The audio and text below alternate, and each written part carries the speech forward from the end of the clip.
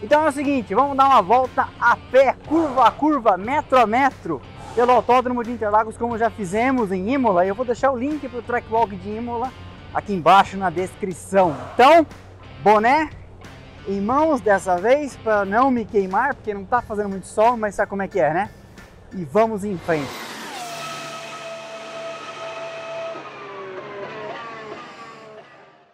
E você vai comigo nessa volta pelo Autódromo de Interlagos na Canela, a pé. E eu nem preciso te dizer do calor que faz nessa época do ano em São Paulo. Nesse sol de rachar é sempre importante vestir roupas leves, confortáveis, que te deixem à vontade e pronto para qualquer tipo de situação. Vocês sabem, inclusive, que eu sempre oriento quem vai ao autódromo a estar preparado para qualquer coisa. E que ocasião melhor para a gente falar das Tech T-shirts da Insider, que tem tecnologia anti-odor, desamassam no corpo e não desbotam facilmente. Ideal para esse tipo de situação, ideal para qualquer tipo de situação. O material mais moderno permite que você use ela muitas vezes sem que ela desmanche, como as outras feitas de material tradicional, que com o tempo vão ficando com aquela cara cansada, não é verdade? E se a sua camiseta fica mais nova por mais tempo, você há de convir comigo que seu investimento vale mais, não é verdade? Eu tenho camisetas que eu amo e não uso muito justamente para que elas não acabem logo, o que é meio paradoxal, porque já que eu gosto eu tinha que usar mais, mas não uso para não ficar sem. E com a Insider, nem você nem eu precisamos ficar então ramelando camiseta ou qualquer outra peça de roupa. Vou deixar aqui na tela, na descrição e fixo no primeiro comentário aqui embaixo o meu cupom SPLASH&GO15 para te pôr na cara do gol mais uma vez. E você poder renovar seu look com roupas tecnológicas que tem todos esses atributos com 15% de desconto. Mas não é só isso, porque a Insider está antecipando a Black Friday e você pode então acumular o meu desconto com o desconto deles e aí é sucesso. Cola na minha, que você passa de ano, vai de Insider, beleza? Então é isso, seguimos. Reta dos boxes, aquela parte em que já fica plana, ali ó, a placa de 100 metros, aqui a placa de 50 e o asfalto ó, já bem mais escuro do lado de fora. Quando a gente fez aqui da outra vez, fizemos poucas curvas, etc. Falamos de poucas coisas. E aqui é interessante como o asfalto, ó, por causa do relevo, que lá pro lado de dentro é bem mais baixo, coisa de, sei lá, 6 andares, ele pende. Então se você vem por fora, como todo mundo vem, e vai no freio com força, a tendência é que as rodas de dentro travem. O que torna o Ayrton Senna uma curva muito técnica, bem complicada de fazer, e um lugar em que se disputa a posição. Então, muita coisa acontece. E sempre eu faço esses roteiros de cabeça com o que me ocorre. Então, vamos ver se eu lembro. 1997, meu primeiro grande prêmio, na época Grande Prêmio do Brasil. E eu lembro do Alesice jogando por dentro e surpreendendo, acho que era o Schumacher e mais alguém. Vou pedir para o editor colocar as imagens para vocês. Aqui também, o lance antológico, cartão de visitas do Montoya em 2001 pela Williams. Usou sua prática com relargadas vindo da Indy e pegou o Schumacher de calça curta, jogou-se por dentro e depois consumou a ultrapassagem na segunda parte. Vocês conseguem perceber a minha dificuldade de disfarçar o sorriso? Afinal de contas é muito legal a pé. Imagina como seria pilotando por aqui. Mas ó, aqui você já consegue entender, ó, a diferença na cambagem, ó. Percebe a inclinação? Tudo isso por uma questão muito clara.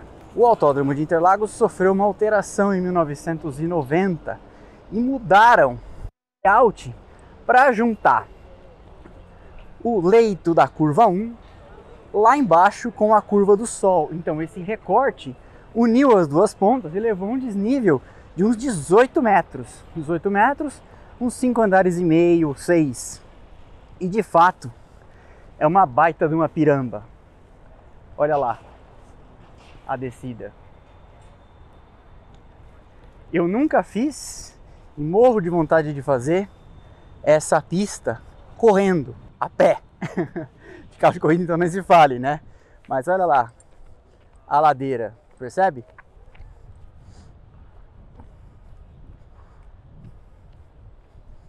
E você tem uma dimensão boa aqui, ó. Olha o desnível. Pessoal dando os últimos retoques na pista aqui, ó. Pintando coisas de patrocinador na área de escape. Antigamente, você sabe, né? Curva 1, curva 2, retão seguia por trás, lá naquele muro quadriculado lá, ó. O editor vai dar um zoom para vocês. Lá embaixo, o antigo retão, que depois unia-se a 3 e a 4. E a reta oposta, tem um nome oposto hoje em dia porque era do outro lado. Mas antigamente o oposta fazia mais sentido, porque ela era oposta percorrida no sentido inverso ao retão que passava em paralelo por fora. Ali, ó, mais um ângulo para vocês verem a diferença de nível da reta dos boxes para a parte de dentro aqui, ó, vários lances de escada. Aqui uma zebra salsicha, né, que a gente costuma falar, aqui, ó.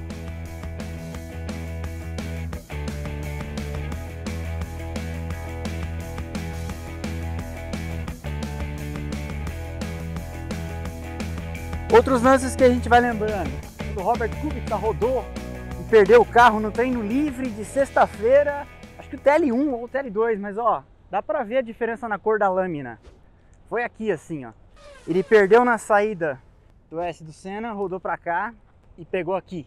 A gente vai colocar pelo menos a foto pra vocês. E eu tava olhando naquele momento, não sei nem ver o replay.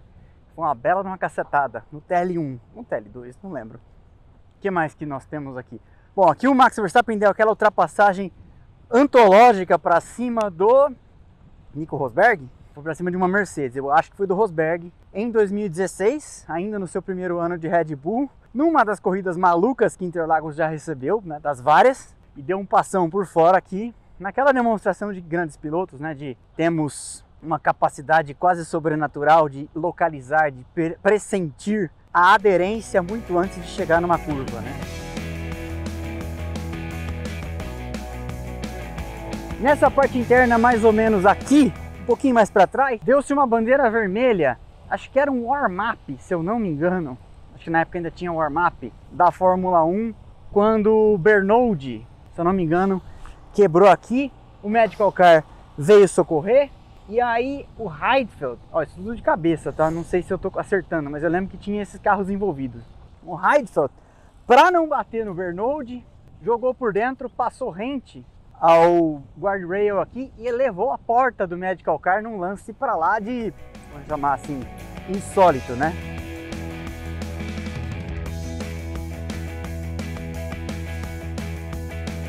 Na saída dos boxes, que antigamente não era aqui, foi colocado aqui depois, temos o muro do Berger, né, a entrada da reta oposta, que também foi alterado aqui, mas o Berger deu uma cacetada com força de Ferrari, se eu não me engano, em 1993, e aí o muro foi apelidado carinhosamente de muro do Berger.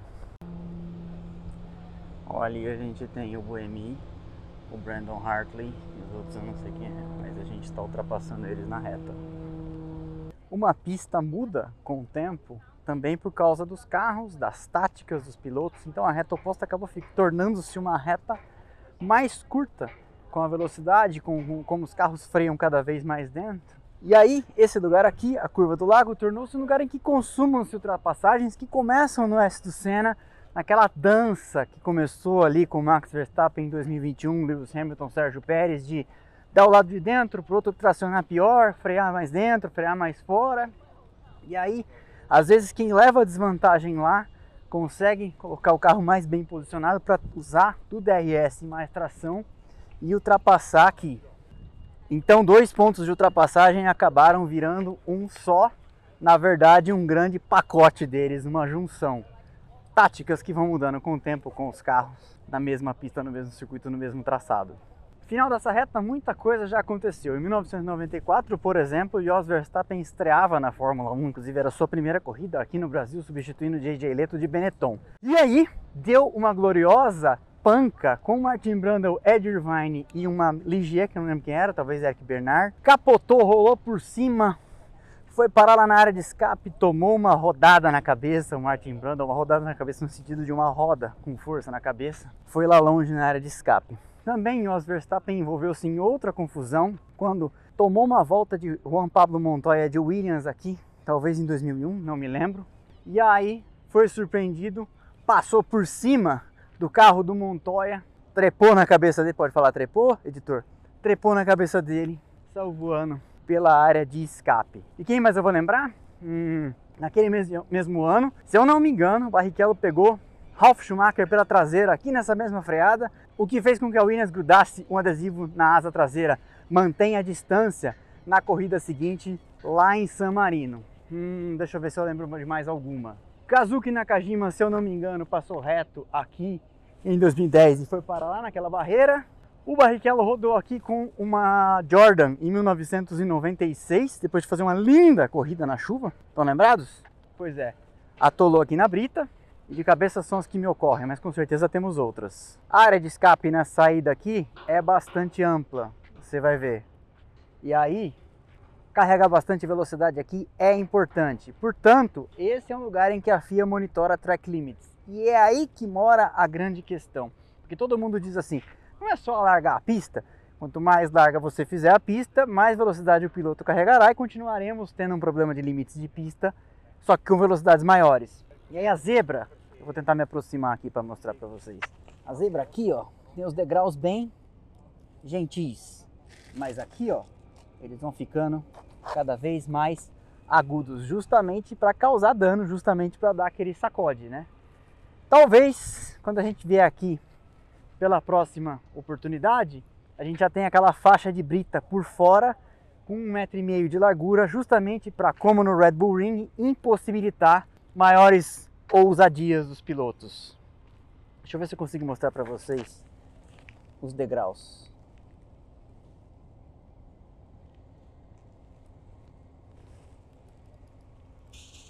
O nome é Curva do Lago porque aqui efetivamente tem um lago. Desse lado aqui tá mais para um brejo, mas aqui, ó, deste lado é um lago mesmo. É grande e tem até peixe.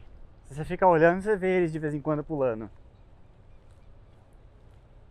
Lá, ó, eram as curvas 3 e 4, o traçado seguia por ali, fazia uma inversão ali, subia aqui, a reta oposta era corrida ao contrário, então, e por isso que era reta oposta. Essa emenda, no começo, fez com que nós tivéssemos duas curvas aqui, e elas ainda são duas curvas para todos os fins, só tem uma coisa, na verdade, se você pensar em termos de trajetória, hoje já virou quase uma curva só, especialmente para os carros do Hypercar no WEC ou os carros de Fórmula 1. Talvez para os GTs e para os carros de turismo como o da Stock ainda seja mentalmente pensada como duas, mas o fato é que no carros de altíssimo desempenho, o carro segue apoiado do lado de fora continuamente, como se uma curva só fosse.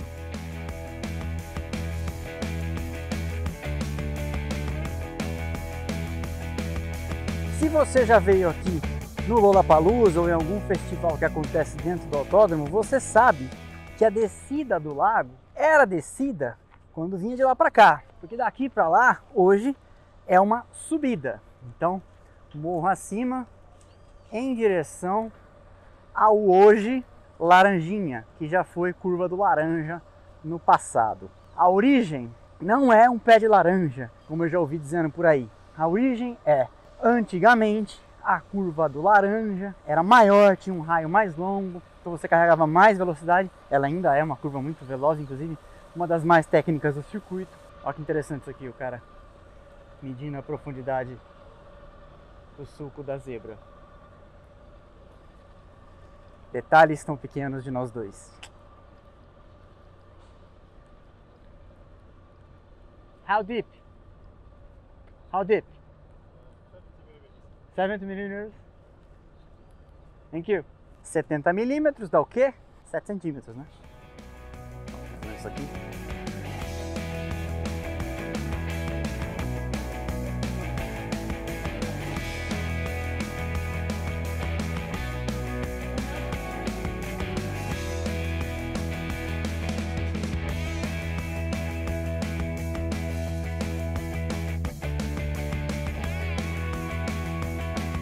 O laranjinha é um grande inimigo de quem joga online, né? Porque é uma curva difícil de fazer.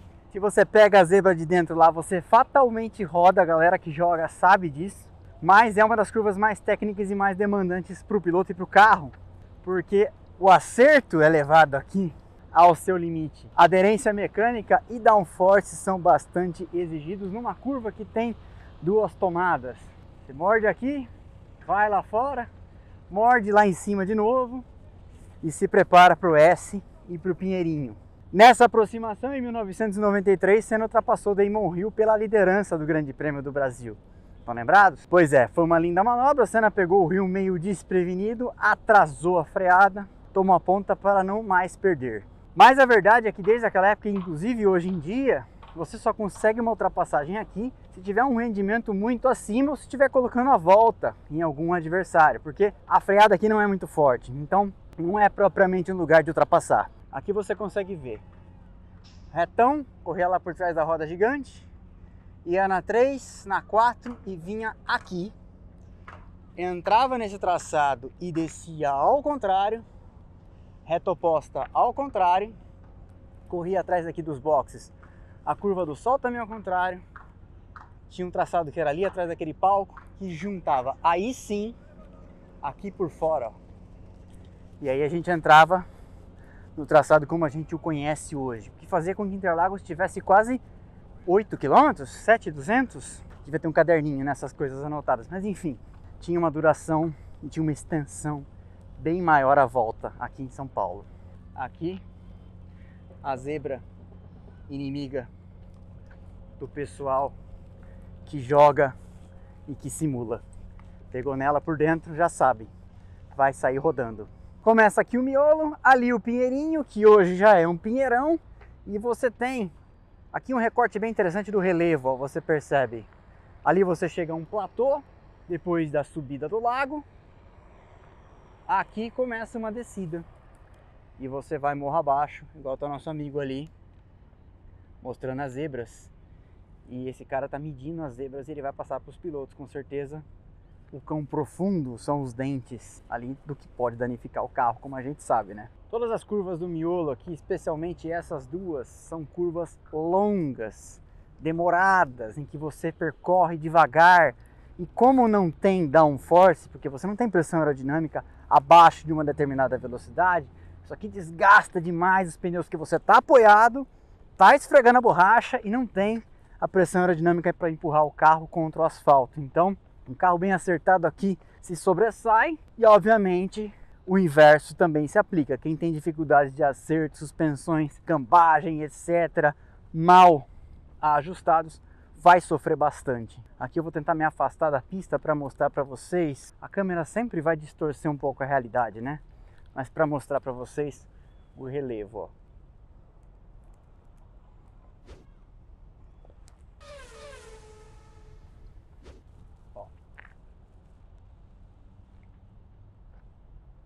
E começa a subir de novo para cá.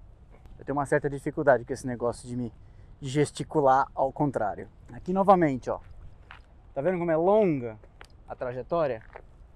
E aí você retoma, vai ali fora, vai no acelerador para a curva mais lenta do circuito, que é o famoso Bico do Pato. E eu não sei, na numeração das curvas, que curva é essa, mas enfim, é o trecho mais lento do circuito em todas as categorias, não só Fórmula 1, WEC, Stock Car, Paulista de velocidade, é o mais lento para todas. Depois dessa subidinha, aqui chegamos ao Bico de Pato, a curva mais lenta do circuito.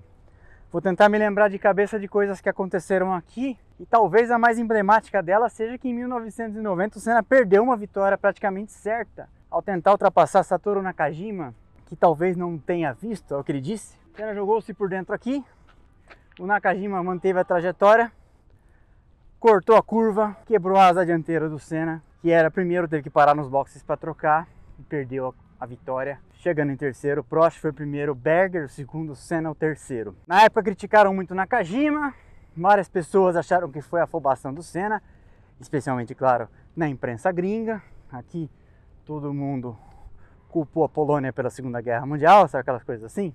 Mas no fim, o fato é que o sonho da vitória acabou sendo adiado Por mais um ano ele venceria aqui em 91. O mergulho é uma curva em que você sai do Bico de Pato, trecho mais lento, e de fato mergulha morro abaixo, nessa piramba, até lá em cima, na junção, que com o tempo, o mergulho no caso, foi tornando-se uma curva de cada vez mais alta velocidade. Tanto que se você ouve as onboards dos anos 90, você vê o pessoal tirando o pé do acelerador. E hoje em dia, do Bico de Pato em diante, é quase flat. Na classificação é flat. Morro abaixo para então chegar lá embaixo na junção. Consegui mostrar? Consegui. Lá embaixo na junção, onde a gente sabe termina o segundo setor, mas muito pior do que isso a gente sabe. Lewis Hamilton ultrapassou Timo Glock e nossos corações brazucas perderam aí a esperança do título de 2008 de Felipe Massa. Tristeza.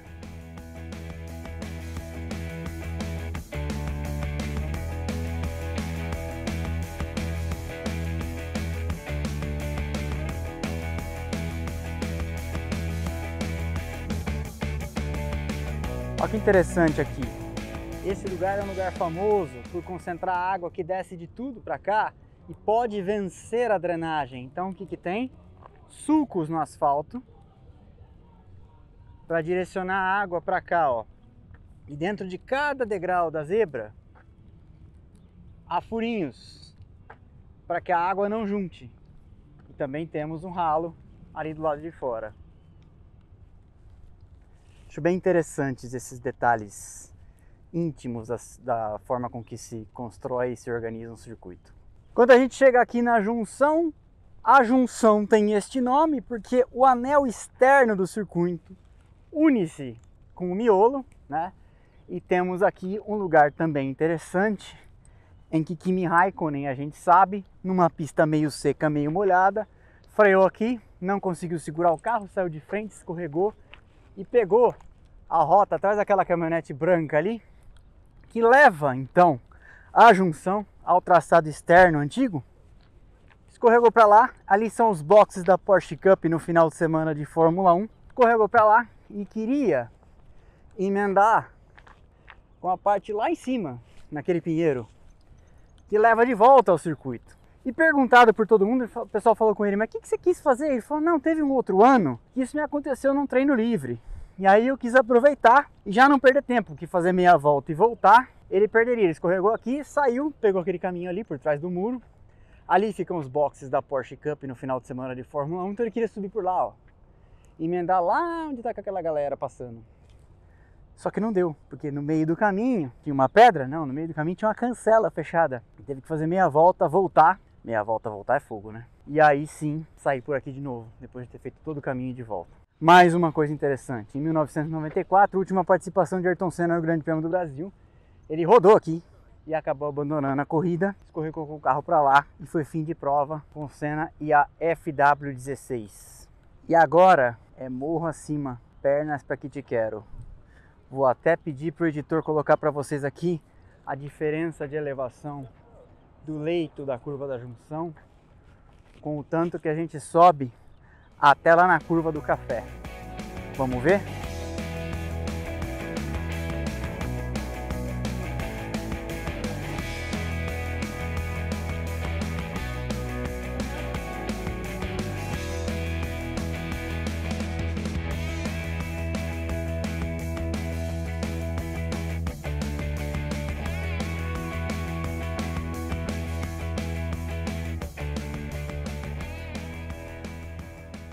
A caminhonetinha vem vindo lá, ó.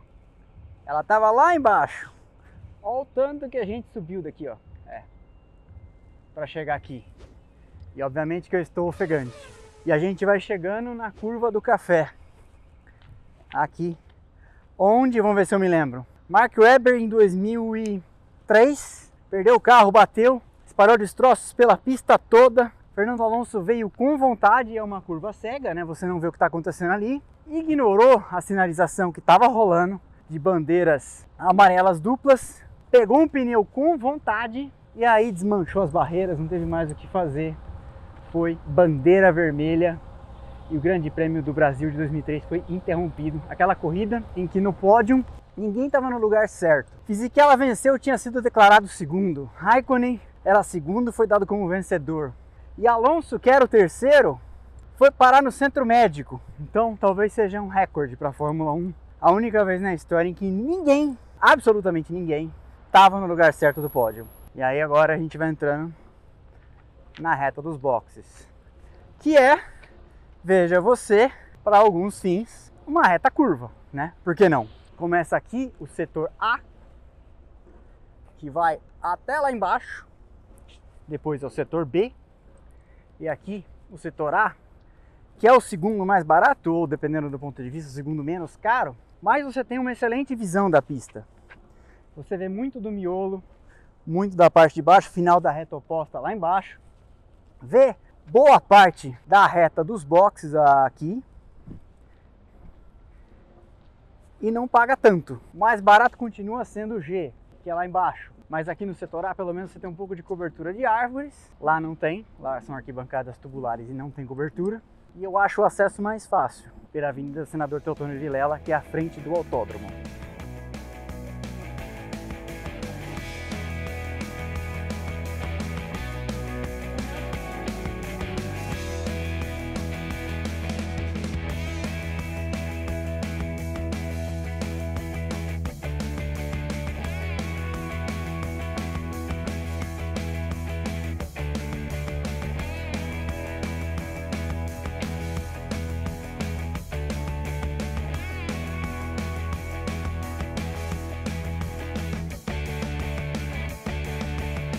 Daí a gente chega à reta dos boxes, a volta acaba lá na linha de chegada e esse é o nosso track walk pelos 4.309 mágicos metros do Autódromo de Interlagos José Carlos Patti.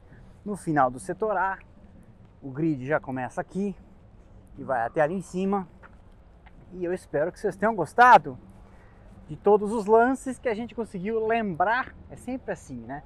Autorizam a gente de supetão, eu nem sabia que seria hoje, mas enfim, gravamos aqui para vocês. Sempre quis dar essa volta a pé, na física e na jurídica, sabe como é que é? Eu como fã e eu como produtor de conteúdo para vocês. Então, demos uma volta aqui falando de lance a lance, das características deste asfalto tão emblemático, dessa pista que a gente adora visitar. É aquela coisa, né? Já tinha feito em Imola, pô, não me perdoava por não ter conseguido fazer Interlagos, mas está feito. Desta vez de boné, nem estou muito queimado, finzinho de tarde, agradável aqui em São Paulo. E eu te peço só, então, que deixe aquele like, que é de graça, não custa nada e ajuda demais o canal. Quebra essa pra mim. Se você quiser seguir a gente nas redes do canal, Instagram, Twitter, TikTok, Telegram, você já sabe. Estão passando aqui os arrobas, os links estão lá embaixo na descrição. Para receber notificação de todos os vídeos que o canal produz, são muitos por mês, todo mês. Já passamos faz tempo de 70 a 80, já posso falar 90. Aqui embaixo temos nossos grupos de notificação de Telegram e de WhatsApp, onde você entra e passa a receber um push assim que eu publico cada um deles. E você não fica mais dependendo, nem eu, do YouTube lembrar de te lembrar. Valeu e aquele abraço. Tchau, tchau.